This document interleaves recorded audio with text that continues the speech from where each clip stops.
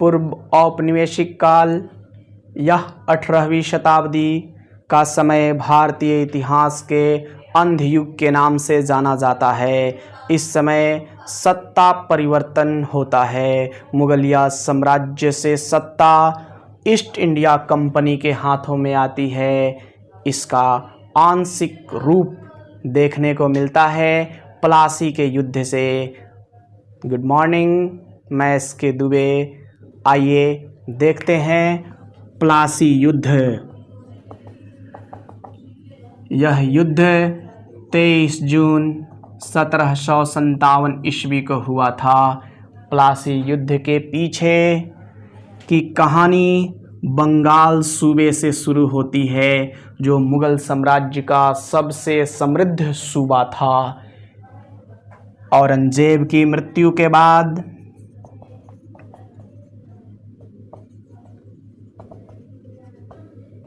मुगल साम्राज्य का पतन दिनों दिन प्रारंभ हो गया। बंगाल में 1700 ईस्वी में मुर्शिद कुली खां दीवान नियुक्त हुए। इन्होंने 1717 से 1727 ईस्वी तक सूबेदार के पद पर कार्य किया। मुर्शिद कुली खां ने बंगाल की राजधानी ढाका से मुर्शिदाबाद स्थापित किया।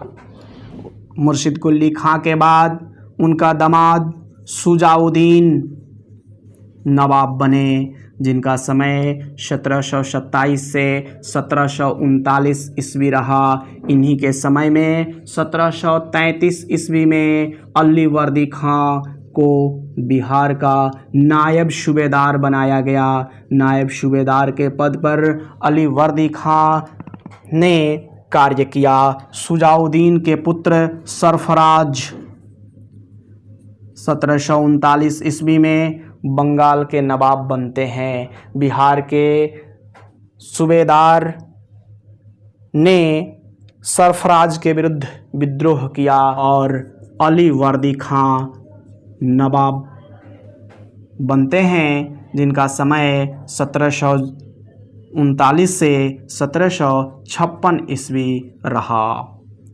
इसके बाद की कहानी सिराजुद्दौला से शुरू होती है। सिराजुद्दौला अली वर्दी खां का नाती था।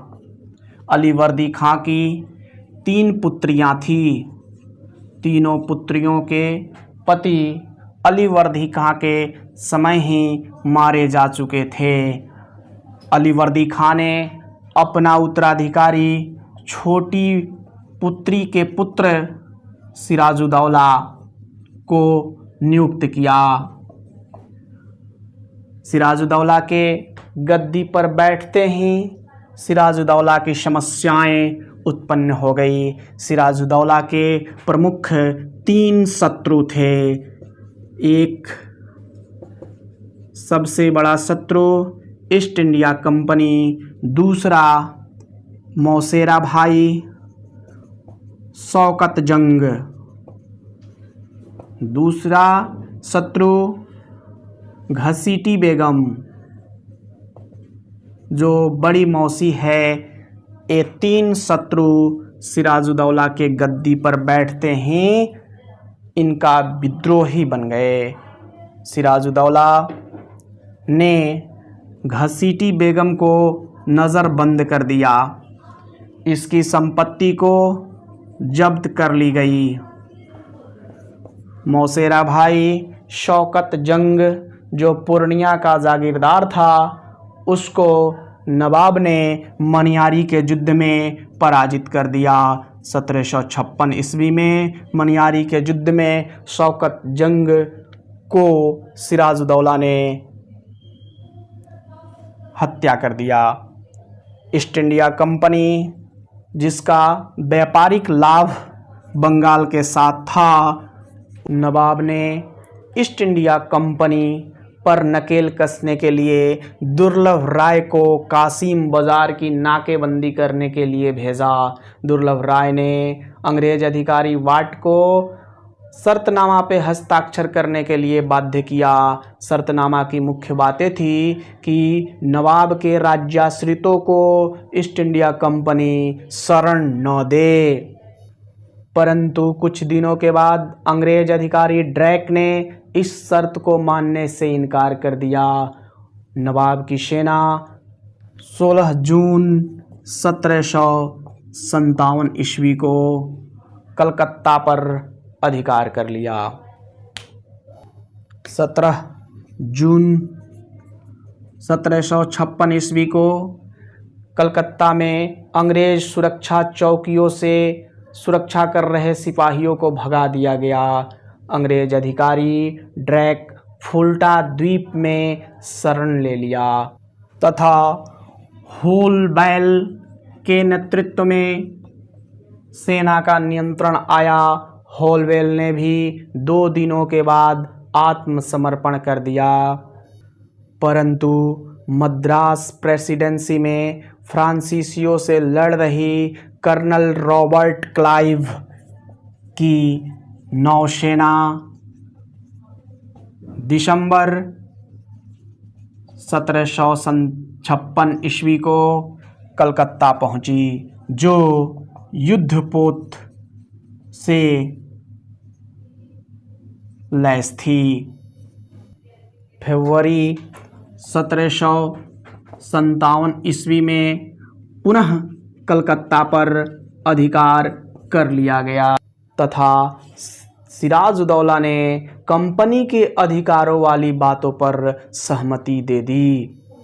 पुनः रॉबर्ट क्लाइव ने नवाब के गुट के प्रमुख लोगों को अपनी ओर शामिल कर लिया और मुर्शिदाबाद की ओर बढ़ा। उसने प्लासी में तैनात नवाब की सेना पर आक्रमण किया। प्लासी नदिया जिले में स्थित है। प्लासी मुर्शिदाबाद के दक्षिण में स्थित है।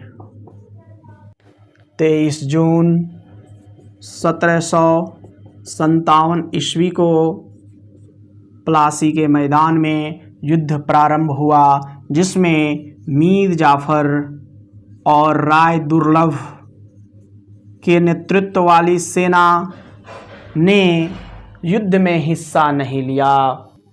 सिराजुद्दौला युद्ध भूमि से भाग निकला, परंतु मीर जाफर के आदेश से उसे पकड़कर उसकी हत्या कर दी गई।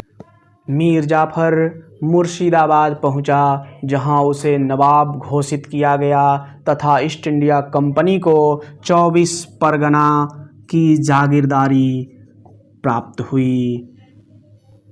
इस प्रकार नवाब के साथ सेनापतियों की गद्दारी ने प्लासी के युद्ध को थोड़े ही समयों में समाप्त कर दिया, जिससे ईस्ट इंडिया कंपनी का शासन बंगाल में स्थापित हो गया।